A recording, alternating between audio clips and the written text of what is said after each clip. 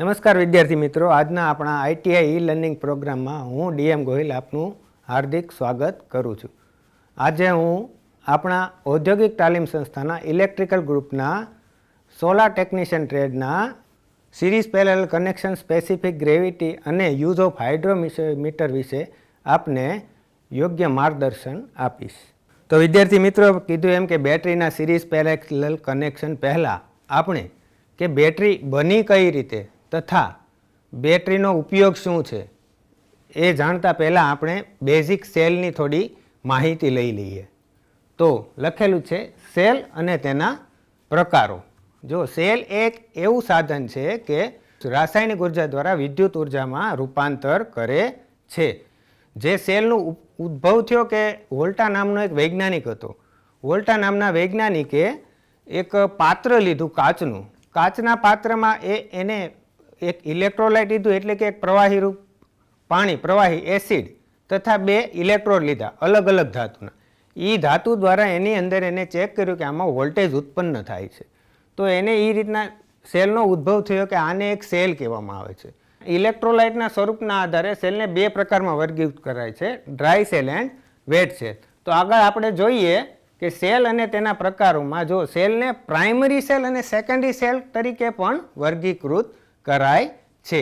હવે primary cell એટલે કે એવા સેલ કે જે સેલનો ઉપયોગ એક જ વખત થઈ શકતો હોય, બીજી વખત થઈ શકતો ન હોય તો એને પ્રાઇમરી સેલમાં લેવામાં આવે છે.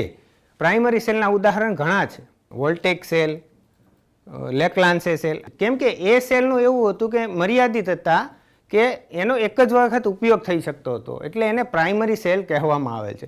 જે રિવર્સિબલ હોતા નથી એ સેલને હંમેશા પ્રાઇમરીમાં ગણતરી કરવામાં આવે છે. હવે જઈએ નેક્સ્ટ, તો કે સેકન્ડરી સેલ. સેકન્ડરી સેલ એટલે કે એવા સેલ કે જેને રિવર્સિબલ, એટલે કે તમે એકવાર સેલને યુઝ કર્યો પછી ડિસ્ચાર્જ સેલ થઈ ગયો, સેલ ડિસ્ચાર્જ કર્યો પછી એને ફરીવાર રિચાર્જ કરીને સેલને રિવર્સિબલ પ્રક્રિયા દ્વારા ચાર્જ કરી શકો છો. તો આવા સેલને આપણે કહીએ છીએ સેકન્ડરી સેલ. જો દેખો, વિવિધ પ્રકારના સેલના સમૂહને ગ્રુપિંગ કરીને બનતા ઉપકરણને બેટરી કહેવામાં આવે છે. તો બેટરી શબ્દ આવી ગયો આપણો બેટરી બેંક વાળો. બેટરી સેલમાંથી બેટરી બનેલ છે, એટલે કે સેલોનો સમૂહ. સેલોના સમૂહને એક સેલ હોય તો એને ઓનલી સેલ કહેવામાં આવે છે. એક સેલ કરતાં વધારે સેલ જો એડ કરવામાં આવે તો એને બેટરી કહેવામાં આવે છે. હવે આગળ જઈએ વિદ્યાર્થી મિત્રો, કે સેલનું ગ્રુપિંગ. હવે જો સેલનું ગ્રુપિંગ શું કામ જરૂર પડી, કે આપણે અત્યાર સુધી બેટરી શબ્દ અને સેલ શબ્દ બહુ અલગ છે. સેલમાં ઓનલી પોઝિટિવ અને નેગેટિવ બે જ ઇલેક્ટ્રોડ હોય છે, જ્યારે બેટરીમાં ઘણા બધા પોઝિટિવ અને નેગેટિવ ઇલેક્ટ્રોડ સિરીઝ અથવા તો પેરેલલ, જે આપણો સબ્જેક્ટ આગળ આપણે જોઈએ છીએ સેલ ગ્રુપિંગ કે પેરેલલ સિરીઝ અને પેરેલલ કનેક્શન કરવાના છે, એ દ્વારા આપણે એને સેલના ગ્રુપિંગમાં આપણે આગળ સબ્જેક્ટમાં જઈશું. હવે આગળ જઈએ મિત્રો, કે સેલનું ગ્રુપિંગ કરવાની જરૂરિયાત શું કામ પડી. હવે જો સેલનું ગ્રુપિંગ કે કીધું એમ કે ભાઈ કોઈ પણ સેલ હોય તો એ સેલનો વોલ્ટેજની કેપેસિટી 1.5 વોલ્ટથી 2 વોલ્ટ હોય છે. કેટલા? 1.5 વોલ્ટથી 2 વોલ્ટ. ઘણીવાર એવું બને કે ભાઈ આપણી પાસે 5 વોલ્ટનો લેમ્પ હોય કે 10 વોલ્ટનો લેમ્પ હોય, તો આવા લેમ્પને ચાલુ કરવા માટે 1.5 વોલ્ટથી 2 વોલ્ટના સેલથી આવો લેમ્પ કે આવી એલઈડી લાઇટ ચાલુ થઈ શકતી નથી. તો આવા સેલને આપણે સિરીઝમાં અથવા તો પેરેલલમાં જોડવા પડે છે, જેથી આપણો કોઈ પણ લેમ્પ, ઓબ્જેક્ટ અથવા તો કોઈ પણ લોડ હોય એને આપણે ચાલુ કરી શકીએ. ધારો કે મારી પાસે 6 વોલ્ટની એલઈડી છે તથા મારી પાસે 1.5 વોલ્ટના 4 સેલ છે. તો હું ચારેય સેલને સિરીઝમાં જોડું તો મારે સેલની વોલ્ટેજની કેપેસિટી વધશે. વિદ્યાર્થી મિત્રો, મારી પાસે જો 6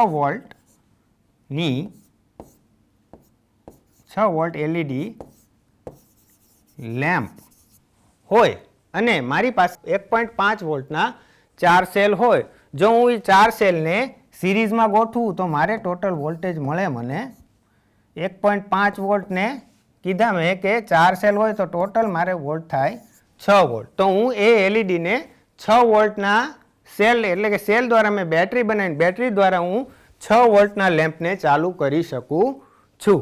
હવે આગળ જોઈએ તો કે ભાઈ મેં કીધું એમ કે ભાઈ વધારે વોલ્ટેજની જરૂર પડતી હોય, જ્યાં વધારે વોલ્ટેજની જરૂર પડતી હોય ત્યાં હંમેશા સેલને સિરીઝમાં જોડવામાં આવે છે.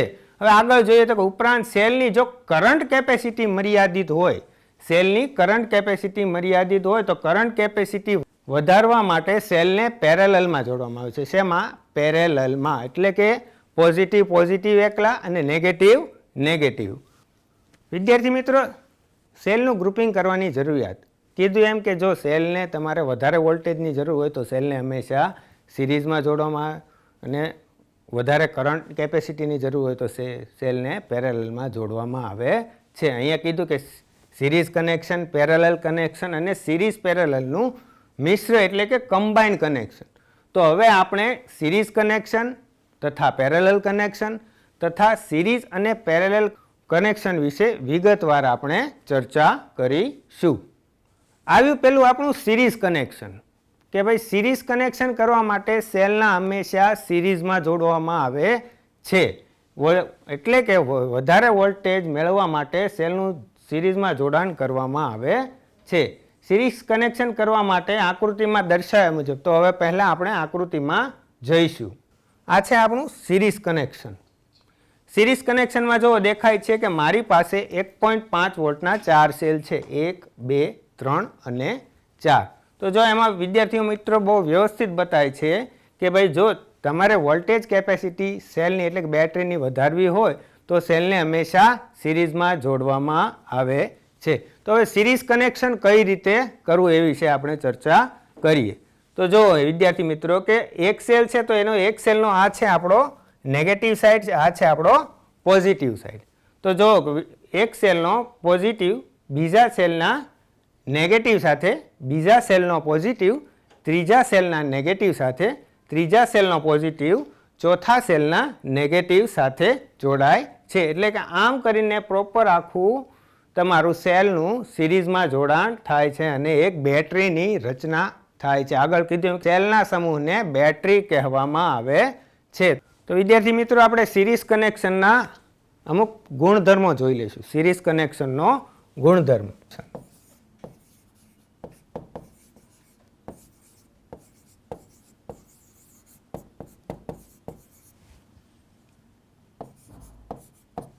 ફર્સ્ટ પોઈન્ટ વિદ્યાર્થી મિત્રો આપણે જોઈએ કે પ્રથમ સેલને આપણે સિરીઝમાં જોડેલ છે. તો વિદ્યાર્થી મિત્રો, સર્કિટના ટોટલ વોલ્ટેજ કેટલા થશે કે ભાઈ તમારા સેલની સંખ્યા અને તમારા એક સેલના વોલ્ટેજ, એટલે કે સેલની સંખ્યાને આપણે n દ્વારા દર્શાવશું.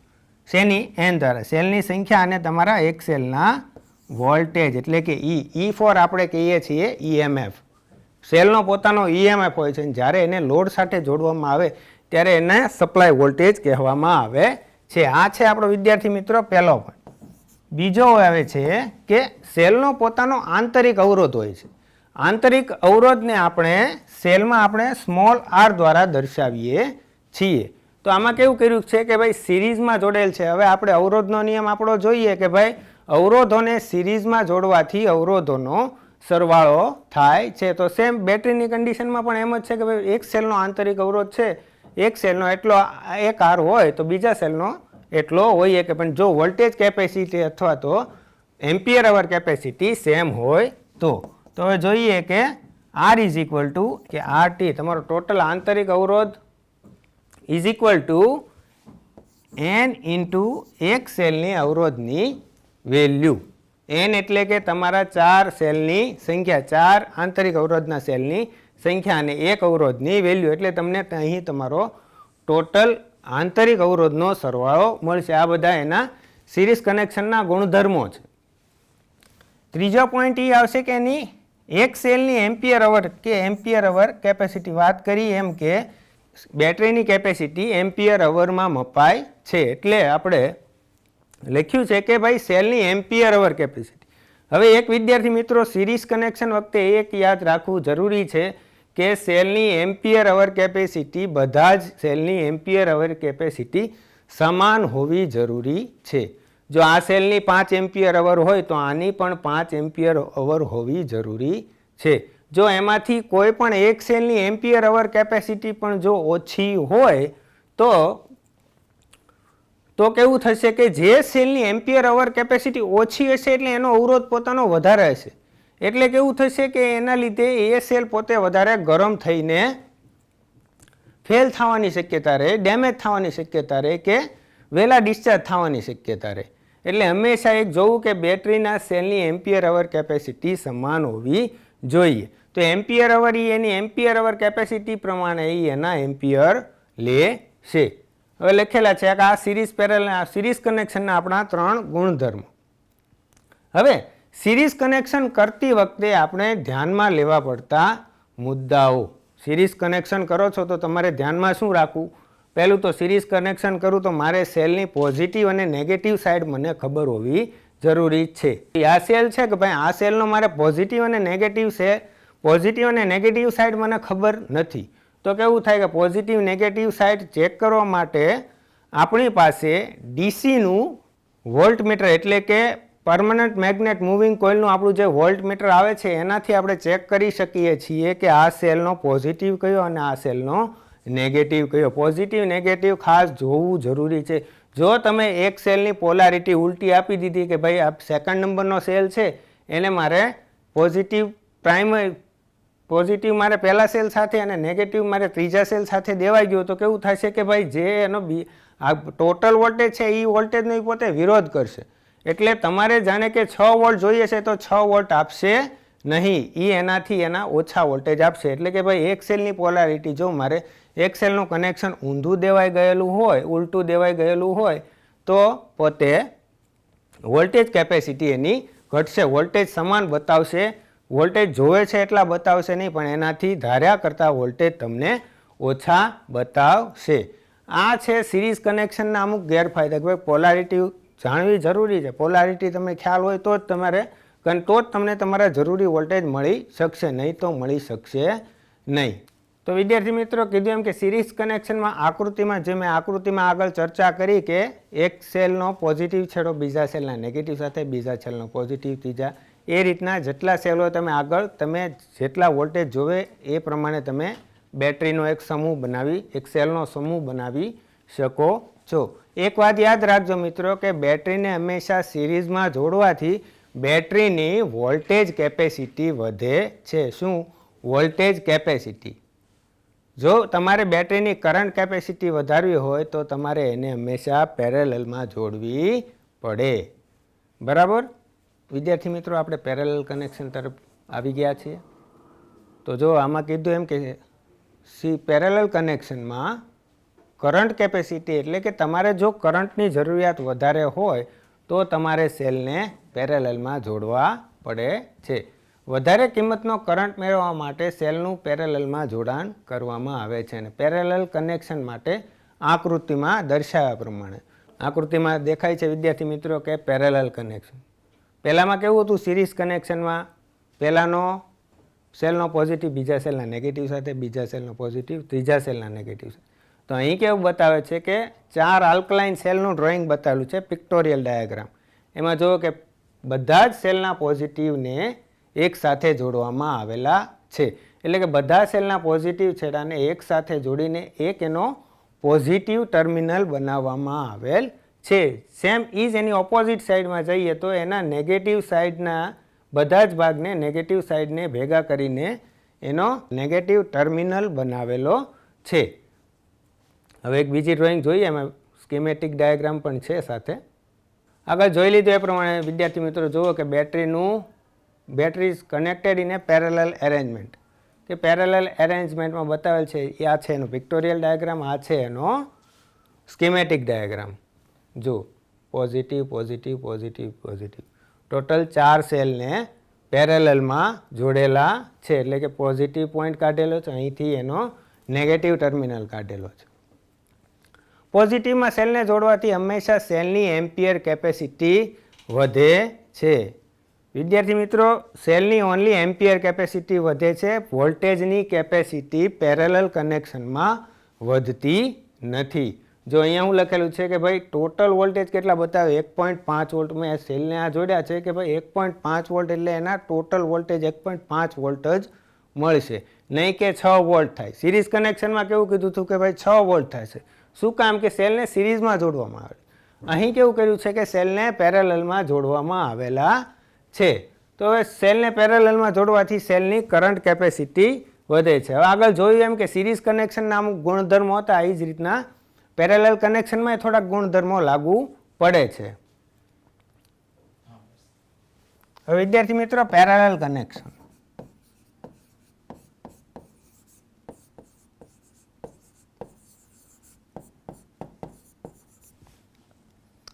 તો પોઈન્ટ નંબર 1 ઉપર આવીએ. પેરેલલ કનેક્શનમાં સિરીઝ કનેક્શનમાં શું કીધું હતું કે ભાઈ સેલોનો સરવાળો એટલે કે વોલ્ટેજોનો એમાં સરવાળો થશે. આમાં કેવું થશે કે સેલના ટોટલ વોલ્ટેજ એના એ જ રહેશે, એટલે કે ET ઇઝ ઇક્વલ ટુ તમારા E. વોલ્ટેજની કેપેસિટી શું કેવી રહેશે? સમાન રહેશે. બીજું એ જઈએ કે એનો બીજો પોઈન્ટ આવે છે કે સર્કિટનો ટોટલ અવરોધ શેનો? એટલે કે તમારા ઇન્ટરનલ રેઝિસ્ટન્સ, એનો પોતાનો અંદરનો ઇન્ટરનલ રેઝિસ્ટન્સ કે એનો ટોટલ અવરોધ શું થાય છે કે ટોટલ અવરોધ એટલે કે એક સેલના વોલ્ટેજ ભાગ્યા તમારા ટોટલ સેલની સંખ્યા. એક સેલનો ઇન્ટરનલ રેઝિસ્ટન્સ એટલે કે આંતરિક અવરોધ એને ભાગ્યા એના ટોટલ સેલની તમારી સંખ્યા, એટલે કે total resistance is equal to R/N. Internal રેઝિસ્ટન્સની વાત ચાલે છે વિદ્યાર્થી મિત્રો, કે ભાઈ સેલ હોય એનો પોતાનો ઇન્ટરનલ રેઝિસ્ટન્સ હંમેશા હોય છે, કેમ કે ઇલેક્ટ્રોડ હોય, ઇલેક્ટ્રોલાઇટ હોય, એ બધાના પોતાના અમુક અવરોધ હોય છે જે વિદ્યુત પ્રવાહને બાધારૂપ અમુક જગ્યાએ તો બનવાના જ છે. ત્રીજો પોઈન્ટ એ આવે છે વિદ્યાર્થી મિત્રો કે આમાં ત્રીજા પોઈન્ટમાં એનો એમ્પિયર અવર કેપેસિટી વધશે. એમ્પિયર અવર કેપેસિટી કેવી થશે? આમાં વધશે. કેમ કે આની ભાઈ 5 એમ્પિયર અવર હોય તો આની 5 એમ્પિયર, આની 5 એમ્પિયર અવર તથા આની 5 એમ્પિયર, ટોટલ કેટલી થશે તમારે? 5 ની 20 એમ્પિયર અવર તમારી ટોટલ કેપેસિટી સેલની વધી જશે. એટલે તમારે કોઈ પણ લેમ્પ હોય, કોઈ પણ ઓબ્જેક્ટ હોય એને તમારે લાંબા સમય સુધી એમ્પિયર આપવા હોય તો તમારે આ સેલ દ્વારા તમે આ રીતનું પેરેલલ કનેક્શન દ્વારા તમે એને એમ્પિયર સપ્લાય કરી શકો છો. હવે સેલોના પેરેલલ જોડાણ વખતે, બેટરીના પેરેલલ જોડાણ વખતે ધ્યાન રાખવા જેવી બાબતો. તો સેલને હંમેશા પેરેલલમાં જ્યારે જોડો ત્યારે સેલના હંમેશા તમારી વોલ્ટેજ કેપેસિટી સમાન હોવી જરૂરી છે. જો તમારી પાસે આમાંથી બીજા નંબરનો સેલ છે 1.5 વોલ્ટની જગ્યાએ તમારી પાસે જો 1 વોલ્ટનો સેલ હોય તો શું થશે કે ભાઈ મેં અહીંયા 1 વોલ્ટનો સેલ એક ભૂલથી મારાથી જોડાઈ ગયો, તો એ સેલ છે એ પોતે એઝ એ લોડ બની જશે. શું બની જશે? એ જે એ સર્કિટનો પોતાનો લોડ બની જશે. સર્કિટનો લોડ બની જશે એટલે આ બધા જે આ સેલ અને આ સેલના એમ્પિયર છે એ પોતે ગ્રહણ પોતે લઈ લેશે, પોતે એમ્પિયર એને પોતે ખેંચી લેશે.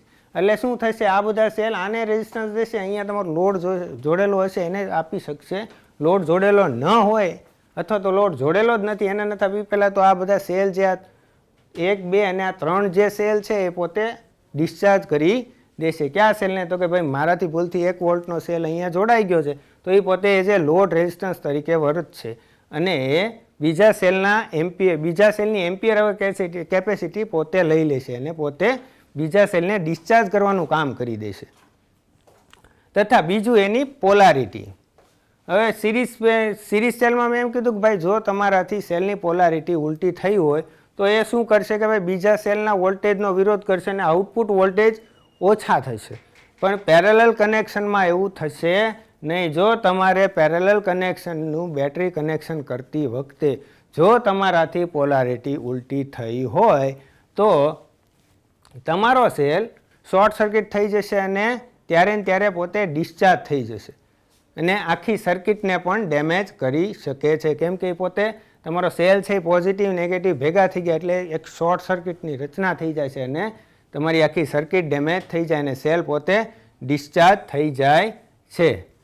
તો વિદ્યાર્થી મિત્રો કીધું એમ કે સેલને પેરેલલમાં જોડાણ વખતે એક કીધું એમ કે એની વોલ્ટેજ કેપેસિટી સમાન રહે છે અને ગેરફાયદામાં જોઈએ કે પોલારિટી એ ખાસ જોવી જરૂરી છે.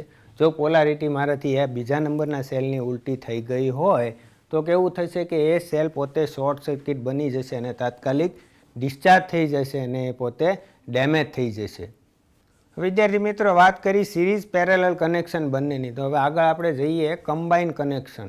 એટલે કે જ્યાં વધારે વોલ્ટેજ અને કરંટ મેળવવા હોય ત્યાં આવી કમ્બાઇન સર્કિટ બનાવવામાં આવે છે. કમ્બાઇન સર્કિટ એટલે કે સિરીઝ સર્કિટ પહેલાં બનાવી, પછી પેરેલલ અને એનું બંનેનું મિશ્ર સર્કિટ બનાવીને કમ્બાઇન સર્કિટ બનાવવામાં આવે છે. તો આમાં પ્રથમ તો જરૂરી વોલ્ટેજ પ્રમાણે સેલને સિરીઝમાં જોડવા પડે કે ભાઈ મારે જેટલા વોલ્ટેજ જરૂરી હોય એટલા પહેલાં મારે એને સિરીઝમાં જોડવા પડે. પછી મારે સર્કિટનું મેઝર કરવું પડે કે મારે કરંટ કેટલા જોઈએ છે, તો એ પ્રમાણે મારે પેરેલલની બ્રાન્ચ બનાવવાની, એટલે કે એક તો સિરીઝ અને એને પછી પેરેલલ કરીને જોડવામાં આવે છે અને તમારી કમ્બાઇન સર્કિટ બની જાય છે. તો વિદ્યાર્થી મિત્રો પહેલાં આપણે કમ્બાઇન સર્કિટને જોઈશું કે ભાઈ 12 વોલ્ટનો કેટલો એક સેલ, પહેલાં પહેલી આપણે બ્રાન્ચ લઈએ તો 12 વોલ્ટનો એક સેલ બતાય છે. એમાં જો અહીંયાનો પોઝિટિવ આની નેગેટિવ સાથે, આનો પોઝિટિવ આના નેગેટિવ સાથે, આનો પોઝિટિવ આના નેગેટિવ સાથે આ પહેલી બ્રાન્ચ બનાવવામાં આવી છે. એટલે કે ભાઈ 4 સેલને પહેલાં સિરીઝમાં જોડવામાં આવેલા છે. પહેલી બ્રાન્ચ છે એમાં 4 સેલને સિરીઝમાં જોડવામાં આવેલા છે. હવે બીજી બ્રાન્ચમાં આવ્યા છે. બીજી બ્રાન્ચમાં સેમ એ જ કન્ડિશન 1, 2, 3 અને 4 ચારેય સેલને દેખું કે ભાઈ પહેલો સેલ છે તો એનો પોઝિટિવ આના નેગેટિવ સાથે, આનો પોઝિટિવ આના નેગેટિવ, આનો પોઝિટિવ આના નેગેટિવ સાથે કરીને અહીંયા જો વિદ્યાર્થી મિત્રો દેખાય છે કે આનો પોઝિટિવ અને આનો પોઝિટિવ બંને ભેગો કરીને એક પોઝિટિવનો ટર્મિનલ બનાવેલો છે. સેમ એ જ રીતે કે ભાઈ અહીંથી અને આનો નેગેટિવ બંને ભેગા કરીને અહીંથી આના નેગેટિવનો ટર્મિનલ પણ બહાર કાઢેલો છે. આ થઈ વિદ્યાર્થી મિત્રો કે જ્યાં વધારે કરંટ અને વધારે કન્ટિન્યુઅસ આપણે વોલ્ટેજની જરૂર હોય ત્યાં આવી કમ્બાઇન સર્કિટ બનાવવામાં આવે છે. આવી કમ્બાઇન સર્કિટ ઘણી જગ્યાએ તમને જોવા મળશે કે ભાઈ કોમર્શિયલ એવા બિલ્ડિંગ હોય, ઔદ્યોગિક એવી મોટી બિલ્ડિંગ હોય, ઇન્ડસ્ટ્રીયલ પ્લાન્ટ હોય કે સબસ્ટેશન, જનરેટિંગ સ્ટેશન અથવા સોલાર પ્લાન્ટ, વિન્ડના એવા સબસ્ટેશન મોટા 66 kV 220 kVના, તો એવી જગ્યાએ શું હોય કે આવી રીતની બેટરીની કમ્બાઇન સર્કિટ બનાવેલી પડેલી હોય છે જે ઇમરજન્સી કામ માટે ઉપયોગમાં લેવાય છે. તથા એની એવી protection system, switch gear system માટે મેજોરિટી વધારે વપરાય છે. કમ્બાઇન કનેક્શનમાં જરા આપણે સાથે ઉદાહરણ પણ સમજી લઈએ કે ભાઈ મારે ટોટલ એમ્પિયર અવર કેપેસિટી પણ વધારવી છે અને વોલ્ટેજની કેપેસિટી પણ વધારવી છે. તો આમાં એક સેલના બતાય છે 12 વોલ્ટ. તો હવે સેલને મેં સિરીઝમાં જોડ્યા એટલે એક બ્રાન્ચની કિંમત કેટલી થઈ જશે? 12 × 12 = 24 અને 12 ચોક 48 વોલ્ટ. એટલે કે ભાઈ એક બ્રાન્ચની કેપેસિટી 48 વોલ્ટ. તો બીજી બ્રાન્ચની પણ સેમ કેટલી થશે? 48 વોલ્ટ. પણ પેરેલલમાં જોડવાથી એની એમ્પિયર અવર કેપેસિટી વધી જશે. હવે હું ધારી લો કે ભાઈ આના 5 એમ્પિયર, મારે ટોટલ 10 એમ્પિયર અવરની કેપેસિટી જોવે છે. હવે જાણે કે આ સેલની કેપેસિટી 5 એમ્પિયર અવરની છે, આ સેલની ઉપરની બ્રાન્ચમાં દેખાય આ 5 એમ્પિયર અવરની કેપેસિટીના છે. તો નીચે +5 એમ્પિયર અવરની કેપેસિટીના સેલ મેં જોડેલા હોય તો ટોટલ મારે સેલની કેપેસિટી થઈ જશે કે મારી બ્રાન્ચની એટલે કે મારી કમ્બાઇન કનેક્શનની કેપેસિટી થઈ જશે 10 એમ્પિયર અવર. 10 એમ્પિયર અવર કેપેસિટી થઈ જશે એટલે મારે જે પ્રમાણે લોડ વાપરવો છે કે મારે જેટલી કેપેસિટી રાખવી છે કે ભાઈ હજી મારે ત્રીજી બ્રાન્ચ કે ભાઈ હજી મારે 15 એમ્પિયર અવરની કેપેસિટી જોવે છે, તો સેમ આવી જ રીતના હું આવી જ રીતની બેટરી બેંક માર્કેટમાંથી લઈને હજી ત્રીજી બેંકને અહીંયા પેરેલલમાં જોડી દઈશ એટલે મારે એમ્પિયર અવરની કેપેસિટી વધી જશે. અથવા તો મારે હજી 48 વોલ્ટની જગ્યાએ હજી મારે 60 વોલ્ટ કરવા છે તો હું દરેક બ્રાન્ચમાં કે ભાઈ બંને બ્રાન્ચમાં હજી એક સેલને વધારી દઈશ એટલે ટોટલ વોલ્ટેજની કેપેસિટી પણ મારી વધી શકે છે. તો મિત્રો અહીંયા જોયું આપણે કે ભાઈ સિરીઝ કનેક્શન, પેરેલલ કનેક્શન અને કમ્બાઇન કનેક્શન દ્વારા તમે તમારી જરૂરિયાત પ્રમાણે કે ભાઈ જરૂરિયાત પ્રમાણે ઇન્ડસ્ટ્રીયલ ડિપાર્ટમેન્ટ હોય, કોમર્શિયલ હોય કે જનરેટિંગ પ્લાન્ટ હોય, વિન્ડ સ્ટેશન હોય, એની કેપેસિટી પ્રમાણે એને સ્વિચ ગિયર પ્રોટેક્શન કે એની કોઈ પણ ઇમરજન્સી સેવાઓ માટે જે જરૂરિયાત હોય એ પ્રમાણે એ સેલોનો સમૂહ બનાવીને રાખે છે. એનો અલગથી કંટ્રોલ રૂમ જ બનાવવામાં આવે છે, એનો અલગથી બેટરી રૂમ જ બનાવવામાં આવે છે કે બેટરી રૂમ હોય છે, આખો પેક હોય છે, એની અંદર એની બેટરી સેટ મૂકેલો હોય છે કે 48 વોલ્ટ કે 96 વોલ્ટ કે 110 વોલ્ટ કે 220 વોલ્ટ એની સિરીઝ પેરેલલ બ્રાન્ચ દ્વારા તથા એની એમ્પિયર અવર કેપેસિટી દ્વારા બેટરી બેંકનો સેટ બનાવીને રાખવામાં આવે છે. બેટરી બેંક એ બહુ મહત્ત્વની જરૂરિયાત છે કેમ કે એ ઇમરજન્સી એક જાતની સ્ટોરેજ બેંક છે કે ભાઈ તમારો કોઈ પણ એસી સપ્લાય ગયેલો હોય તો બેટરી બેંક મહત્ત્વપૂર્ણ કામ આપે છે. તો વિદ્યાર્થી મિત્રો અહીંયા આપણું સિરીઝ પેરેલલ અને કમ્બાઇન્ડ કનેક્શન વિશેની ચર્ચા પૂર્ણ થાય છે. હવે આપણે આગળ જઈશું સ્પેસિફિક ગ્રેવિટી તરફ. વિદ્યાર્થી મિત્રો સ્પેસિફિક ગ્રેવિટી, જો ગ્રેવિટી એટલે અહીંયા ગુરુત્વાકર્ષણ બળ નથી બતાવ્યું, અહીં છે કે ગ્રેવિટી કે ઘનતા બતાવી છે. કોઈ પણ લિક્વિડ હોય કે કોઈ એવો સોલિડ પદાર્થ હોય તો એની ઘનતા પોતાની હોવાની છે. સેમ એ જ રીતના કે ભાઈ લીડ એસિડ બેટરી આવે છે, એની અંદર ડિસ્ટિલ્ડ વોટર તથા સલ્ફ્યુરિક એસિડનું મિશ્રણ નાખવામાં આવે છે. ઉદાહરણ લઉં છું કે ડિસ્ટિલ્ડ વોટર તથા સલ્ફ્યુરિક એસિડનું મિશ્રણ મૂકવામાં આવે છે, મિશ્રણ રાખવામાં આવે છે લીડ એસિડ બેટરીમાં. લીડ એસિડ બેટરી ઘણી ટાઈપ હોય છે, કન્વેન્શનલ ટાઈપ હોય છે, મેન્ટેનન્સ ફ્રી આવે છે, VRL એટલે કે valve regulated lead acid battery, બધી અલગ અલગ પ્રકાર છે. તો એની સ્પેસિફિક ગ્રેવિટી અમુક સમય એની ચેક કરતી રહેવી પડે છે. શેમાં? તો કે કન્વેન્શનલ ટાઈપ બેટરીમાં. મેન્ટેનન્સ ફ્રી બેટરીમાં, લીડ એસિડ બેટરીમાં મેન્ટેનન્સ કરવું પડતું નથી. એટલે સ્પેસિફિક ગ્રેવિટી શું છે? એક જાતનો એક મેન્ટેનન્સનો ભાગ છે કે બેટરી સેલ કોઈ પણ મેન્ટેનન્સ કરતા હો તો એની સ્પેસિફિક ગ્રેવિટી ચેક કરવી જરૂરી છે. તો સ્પેસિફિક ગ્રેવિટીની વ્યાખ્યા તરફ જઈએ મિત્રો, તો સ્પેસિફિક ગ્રેવિટી એ તમારું જે મેં કીધું એમ કે સલ્ફ્યુરિક એસિડ અને પાણી વચ્ચેનો ગુણોત્તર છે, બીજું કંઈ નથી. શું છે? જો બતાવેલું જ છે કે સ્પેસિફિક ગ્રેવિટી એ પદાર્થની ઘનતા, આ કિસ્સામાં મેં કીધું બેટરીનું ઇલેક્ટ્રોલાઇટ અને સમાન તાપમાને સંદર્ભમાં હું લીધું પાણી કે મેં કીધું ડિસ્ટિલ્ડ વોટર, એ બેની ઘનતાનો ગુણોત્તર છે, બીજું કાંઈ છે નહીં. સ્પેસિફિક ગ્રેવિટી અમુક સમયે ચેક કરતી રહેવી જરૂરી છે. શેમાં? તો કે કન્વેન્શનલ બેટરી. કન્વેન્શનલ બેટરી એટલે કે તમે એને રિવર્સિબલ યુઝ કરી શકો. એકવાર ડિસ્ચાર્જ થઈ ગઈ તો એની અંદર તમે ડિસ્ટિલ્ડ વોટર કે એનું સલ્ફ્યુરિક એસિડનું મિશ્રણ નાખીને ગ્રેવિટી એની વધારી શકો છો. લખેલું છે કે લીડ એસિડ બેટરીમાં ઇલેક્ટ્રોલાઇટમાં સલ્ફ્યુરિક એસિડ અને પાણીનું મિશ્રણ હોય છે.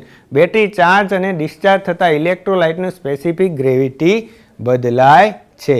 શું થાય છે? જો ચાર્જ અને ડિસ્ચાર્જ થતાં, એટલે કે બેટરી ચાર્જ થાય એ સમયે પણ એની સ્પેસિફિક ગ્રેવિટી અલગ હોય છે અને બેટરી ડિસ્ચાર્જ થતાં એની પણ સ્પેસિફિક ગ્રેવિટી અલગ હોય છે. જે હમણાં આપણે હાઇડ્રોમીટરમાં આવશે કે સ્પેસિફિક ગ્રેવિટી કીધું એમ કે ભાઈ પદાર્થની ઘનતા કે ભાઈ એસિડ અને પાણીના ગુણોત્તરના પ્રમાણને સ્પેસિફિક ગ્રેવિટીની વ્યાખ્યા આપવામાં આવેલી છે. આગળ જોઈએ આપણે મિત્રો કે જો સ્પેસિફિક ગ્રેવિટી હું કીધું કે ભાઈ સલ્ફ્યુરિક એસિડ અને બેટરી ચાર્જ અને ડિસ્ચાર્જ હોય તો એ સમયે એની સ્પેસિફિક ગ્રેવિટીમાં ચેન્જ થયા રાખે છે. જો ડિસ્ચાર્જ હોય તો સ્પેસિફિક ગ્રેવિટી ઓછી હોય છે, ચાર્જ હોય તમારી બેટરી તો સ્પેસિફિક ગ્રેવિટીમાં વધારો હોય છે. કારણ કે કીધું છે કે સલ્ફ્યુરિક એસિડ રાસાયણિક પ્રતિક્રિયાનો પોતે ભાગ લે છે અને ઉર્જાને સંગ્રહ કરે છે અને મુક્ત કરે છે. હું કીધું સલ્ફ્યુરિક એસિડ, સલ્ફ્યુરિક એસિડ એની જે રાસાયણિક એટલે કે રાસાયણિક પ્રક્રિયા ઇલેક્ટ્રોલિસિસ વાળી આપણી કે ભાઈ રાસાયણિક પ્રક્રિયા દ્વારા પોતે વોલ્ટેજ ઉત્પન્ન કરે આપે છે અને એમ્પિયર પણ લોડને સપ્લાય કરે છે. એટલે એનો ઉર્જાનો સંગ્રહ કરે અને મુક્ત કરે. તો એ સમય કેવું થાય કે ભાઈ ઇલેક્ટ્રોલિસિસ જે ઇલેક્ટ્રોલાઇટ છે એની અંદરથી અમુક ગેસ કે એવું કાંઈ ઓપરેટ થતું હોય કે ભાઈ જે કીધું એમ કે ઇલેક્ટ્રોલાઇટના લીધે લીડ એસિડ બેટરીમાં હાઇડ્રોજન ગેસ ઉત્પન્ન થાય છે. જેના લીધે હાઇડ્રોજન ગેસ ઉત્પન્ન થવાથી તમારું ડિસ્ટિલ્ડ વોટર કે જે પાણી છે એ છે તમારી એની ઘટતું જાય છે. એમ બેટરી ડિસ્ચાર્જ થતી જાય ને અમુક સમય એ ટૂંકમાં ડિસ્ચાર્જ થઈ જાય છે પછી એની સ્પેસિફિક ગ્રેવિટી ઘટી જાય છે.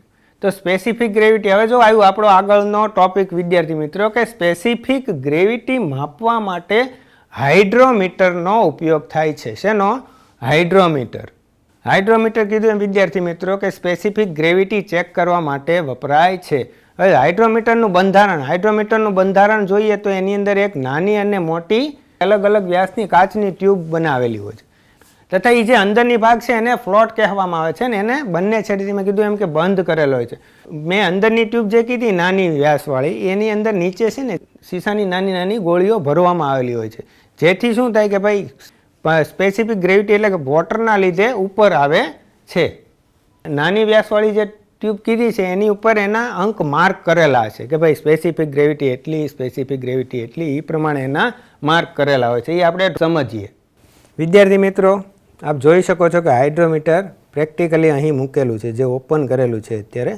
તો મેં કીધું એમ કે ઉપરનો જે આ ભાગ છે આ ભાગને આપણે કહીશું હોર્ન ટાઈપ રબર બલ્બ, આને કહીશું flexible type air type rubber.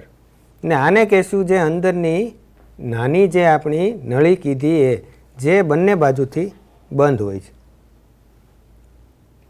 ને અહીં મેં કીધું એમ કે અહીં શીશાની નાની નાની ગોળીઓ મૂકવામાં આવે છે.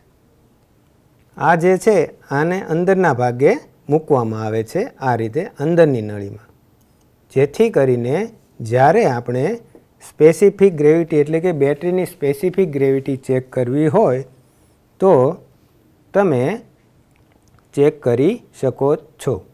બરાબર. અહીં એના રીડિંગ બધા બતાવેલા છે. જો અહીં રેડ બતાવે છે, બ્લુ છે એની ફેર કન્ડિશન છે અને યલો છે એની ગુડ કન્ડિશન આમાં બતાવે છે. આપણે ઇમેજમાં જોઈએ એમાં ગ્રીન, વ્હાઇટ એન્ડ રેડ લીધેલો છે. અહીંયા બતાવે છે કે રેડ છે, બ્લુ છે અને યલો છે. બરાબર.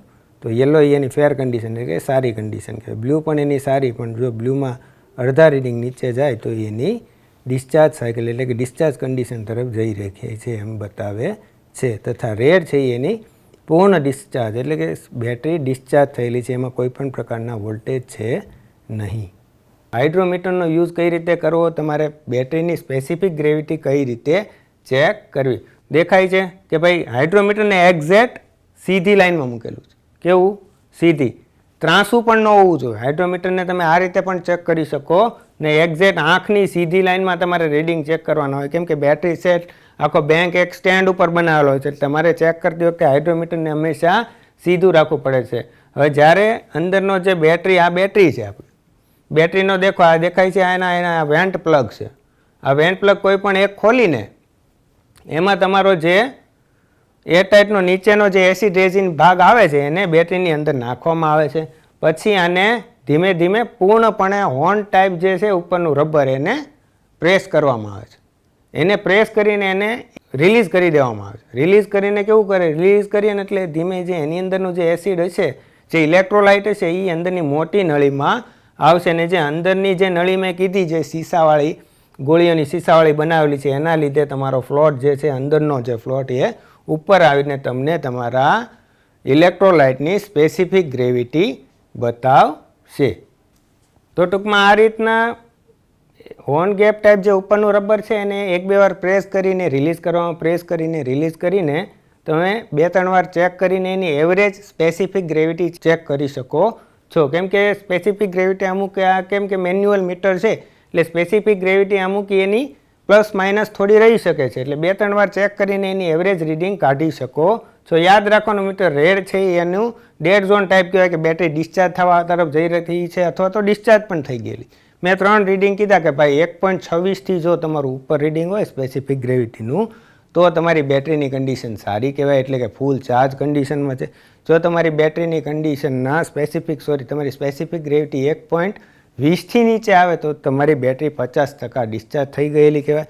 જો તમારી બેટરીના રીડિંગ સ્પેસિફિક ગ્રેવિટી 1.15 જેટલી બતાવે તો તમારે સમજવું કે બેટરી પૂર્ણ ડિસ્ચાર્જ થઈ ગયેલ છે.